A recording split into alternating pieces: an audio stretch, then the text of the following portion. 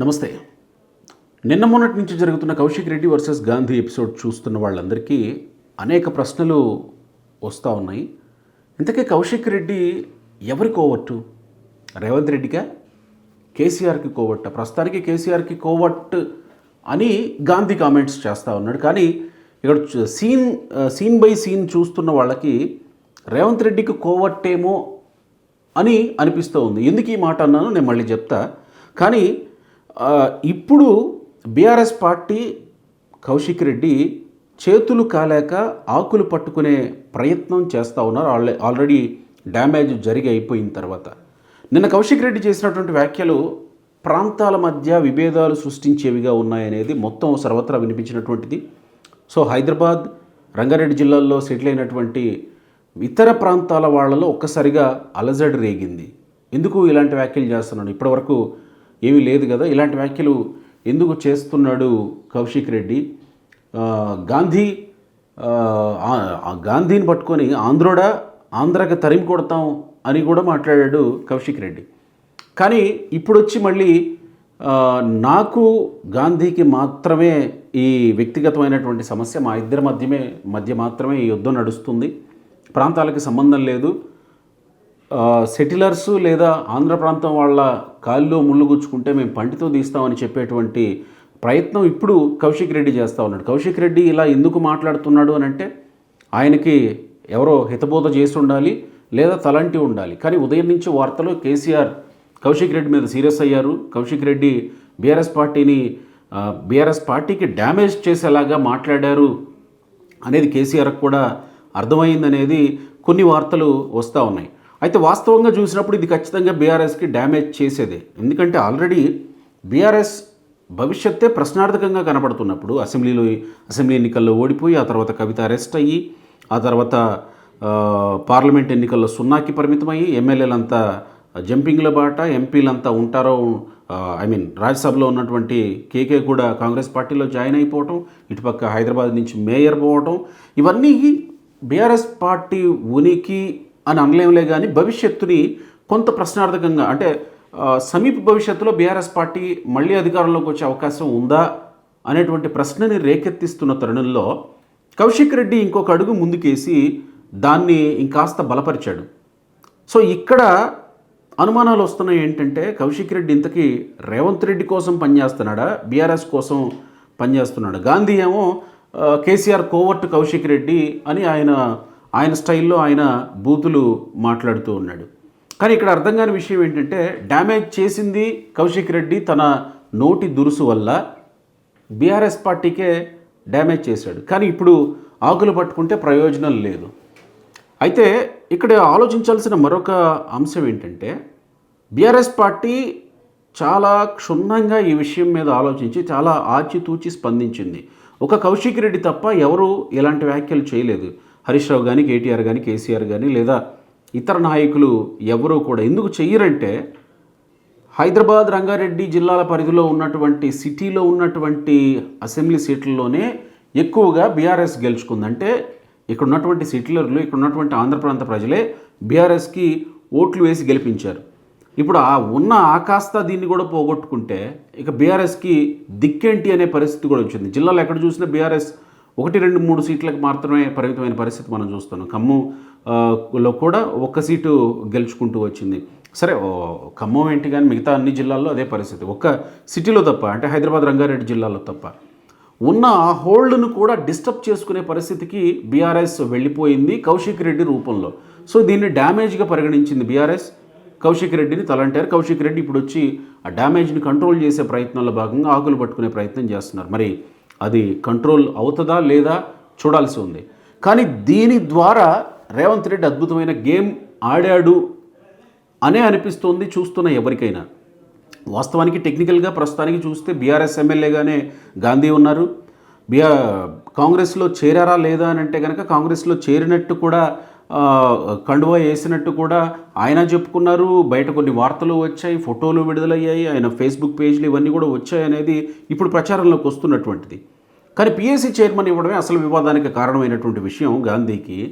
అయితే ఇప్పుడు పిఏసీ ఇచ్చిన తర్వాత ఆయన లేదు లేదు నేను బీఆర్ఎస్ పార్టీకి సంబంధించిన వాడినే, నేను కాంగ్రెస్ పార్టీలో చేరలేదు అనేటువంటిది ఆయన చెప్తున్నటువంటిది. అయితే ఈ మొత్తాన్ని ఈ స్టోరీని గమనిస్తున్నటువంటి వాళ్ళకి రేవంత్ రెడ్డి అద్భుతమైన గేమ్ ఆడుతున్నాడు, సూపర్ గేమ్, రేవంత్ రెడ్డి పైచేయి సాధించినట్టే, ఇక రాబోయే జిహెచ్ఎంసీ ఎలక్షన్స్లో స్వీప్ చేసినట్టే, అంటే కాంగ్రెస్ పార్టీ బీఆర్ఎస్ పార్టీని స్వీప్ చేసినట్టే, రాబోయే జిహెచ్ఎంసీ ఎలక్షన్స్లో నేరుగా మేయర్ పదవిని కాంగ్రెస్ పార్టీ దక్కించుకునే అవకాశమే ఉంది అనేది ఎపిసోడ్లని గమనిస్తున్న వాళ్ళు ఎవరైనా చెప్పేస్తారు చాలా ఈజీగా. గత ఎన్నికల్లో జిహెచ్ఎంసీ ఎన్నికల్లో చూసాం, కేవలం ఒకే ఒక్క సీటు, అఫ్కోర్స్ 2 సీట్లు గెలిచింది, కానీ ఆ తర్వాత ఒకటి సంథింగ్ ఆయన చనిపోవడం ఏదో జరిగింది, తర్వాత దానికి బై ఎలక్షన్ వచ్చింది, ఆ తర్వాత మళ్ళీ దాన్ని వేరే పార్టీ బీజేపీ గెలుచుకుంది అనుకుంటా, ఐ థింక్ సో, బీజేపీ గెలుచుకుంది. ఇక కాంగ్రెస్ పార్టీకి మిగిలింది ఒకటే సీటు, అంటే ఒక్క డివిజన్ మాత్రమే కాంగ్రెస్ పార్టీ గెలిచింది. కానీ కాంగ్రెస్ పార్టీకి కౌశిక్ రెడ్డి వ్యాఖ్యలు జిహెచ్ఎంసీలు ఈసారి మేయర్ పీఠాన్ని కట్టబెట్టేలంత ప్రభావం చూపించాయి అని చెప్పక తప్పదు.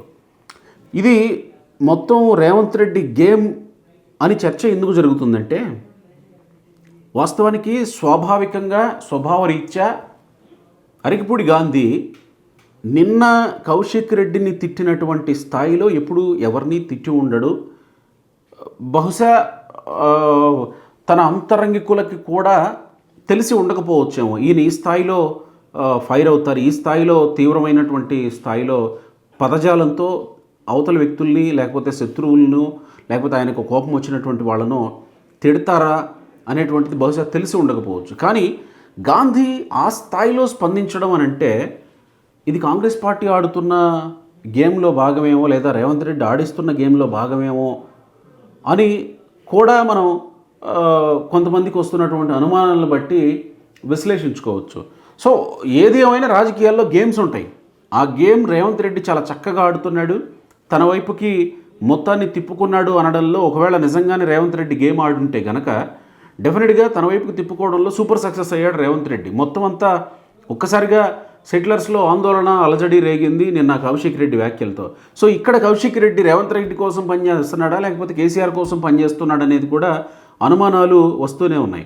సో ఏదేమైనప్పటికీ వీళ్ళిద్దరూ ఇలా వ్యవహరించడం ఎట్టి పరిస్థితుల్లో మంచిది కాదనే మాటే వినబడతా ఉంది. ఒక ఎమ్మెల్యేలు వీధి రౌడీల్లాగా ఇళ్లకు పోయి తిట్టుకోటాలు కొట్టుకోటాలు, ఇదేంటండి ప్రజాస్వామ్య వ్యవస్థలో? సరే ప్రజాస్వామ్య వ్యవస్థ అని అంటే అది ఏదో మాట వరుసగా చెప్పుకోవడమే కానీ జరుగుతున్న తతంగాలన్నీ చూస్తూనే ఉన్నాం. కానీ నిన్న జరిగినటువంటి తీరు ఎప్పుడు ఎక్కడ జరగనటువంటిది. ఒక ఎమ్మెల్యే ఇంకొక ఎమ్మెల్యే ఇంటికి పోవటం, లేదా ఇంకొక ఎమ్మెల్యే ఇంటికి వెళ్ళి నేను జెండా ఎగరేస్తాను అనడం సహజంగా ఎవరో జీర్ణించుకోలేనటువంటిది.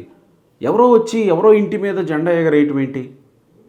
ఒకసారి కొంచెం లోపలికి వెళ్ళి ఆలోచిస్తే ఇది మనోభావాల్ని మనసుకి కాస్త చాలా ఇబ్బంది పెట్టేటువంటి మాటగానే ఉంటుంది. బహుశా కౌశిక్ రెడ్డి ఆలోచించి అన్నారో ఆలోచించకుండా అన్నారో తెలియదు, కానీ కౌశిక్ రెడ్డి సహజంగా ఒక రకంగా నోటి దురుసులాగే కనబడుతుంది అనేది చాలామంది మాట్లాడుతున్నటువంటిది. ఈ మధ్యకాలంలో ఆయన ఏదో సెన్సేషన్ కావాలని ప్రయత్నిస్తున్నాడు, అందుకే ఇలాంటి వ్యాఖ్యలు చేస్తున్నాడు అని.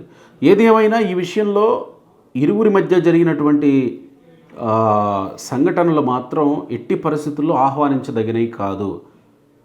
ఈ నేపథ్యంలో ఏదన్నా గొడవలు జరిగితే ఎవరు దిక్కు? మీరు బాగానే ఉంటారా? మీ కార్యకర్తలు ఏమైపోవాలా? కార్యకర్తలు ఎవరు? దయచేసి ఎమ్మెల్యేలకి కొంచెం గుర్తుంచుకోవాల్సిన అంశం ఇది. ఇలాంటి అంశాల్లో కొంచెం సున్నితంగా వ్యవహరించండి. ఇక కేటీఆర్ ఇప్పటి వరకు స్పందించకపోవడానికి కారణాలు ఏంటి అనే దాని మీద కూడా చాలా రకాలైనటువంటి వార్తల ప్రచారాలు ఉన్నాయి. ఎట్టకేలకు ఆయన స్పందించారు. కాంగ్రెస్ పార్టీ మీద సహజంగానే బురద జల్లేటువంటి ప్రయత్నమే చేసుకొచ్చారు. సరే కేటీఆర్ అలాంటి ప్రయత్నం చేయకుండా ఉంటే ఆశ్చర్యం, కానీ అలాంటి ప్రయత్నం చేస్తే ఆశ్చర్యమే ఉంది. సో దీని వెనుక ఉన్నది రేవంత్ రెడ్డి అని అర్థం వచ్చేలాగా చెప్పుకునేటువంటి ప్రయత్నం చేశారు. కాంగ్రెస్ ప్రభుత్వం అణచివేత చర్యలకు పాల్పడుతుంది, ఇది కేటీఆర్ వ్యాఖ్య. ఇందిరమ్మ రాజ్యంలో కనీసం మీటింగ్ పెట్టుకునే పరిస్థితి కూడా లేదని మాజీ మంత్రి కేటీఆర్ ప్రశ్నించారు. బీఆర్ఎస్ నేతల అక్రమ అరెస్టులపై కేటీఆర్ ఆగ్రహం వ్యక్తం చేశారు. అంటే హౌస్ అరెస్టుల మీద స్పందించారు ఆయన. ఇందిరమ్మ రాజ్యంలో కనీసం మీటింగ్ పెట్టుకునే పరిస్థితి కూడా లేదు. సీఎం కనుసన్నల్లో సాగుతున్న ఈ అక్రమ విధానాలను తెలంగాణ సమాజం గమనిస్తుందని మాజీ మంత్రి కేటీఆర్ స్పందించారు. సరే, గుణపాఠం తప్పదు అని కూడా హెచ్చరించారు. అంటే ఈయన పోలా, కేటీఆర్కి తెలుసు సెటిలర్ల జోలికి లేకపోతే ఇలాంటి ప్రాంతాల మధ్య విభేదాలు వచ్చేలాంటి వ్యాఖ్యలు చేస్తే ఎలాంటి పరిణామాలు ఉంటాయో కేటీఆర్కి బాగా తెలుసు. అందుకే కేటీఆర్ అలాంటి వ్యాఖ్యలు చేయలేదు, కేవలం కాంగ్రెస్ మీద ఆరోపణలకే పరిమితం అయ్యారు.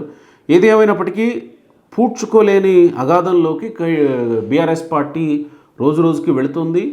నెట్టడంలో కొంతమంది నేతలు ప్రముఖ పాత్ర పోషిస్తున్నారు. అందులో కౌశిక్ రెడ్డి నిన్న ఈరోజు జరిగినటువంటి ఎపిసోడ్లో మొత్తం తేటతెల్లమైనటువంటి విషయం.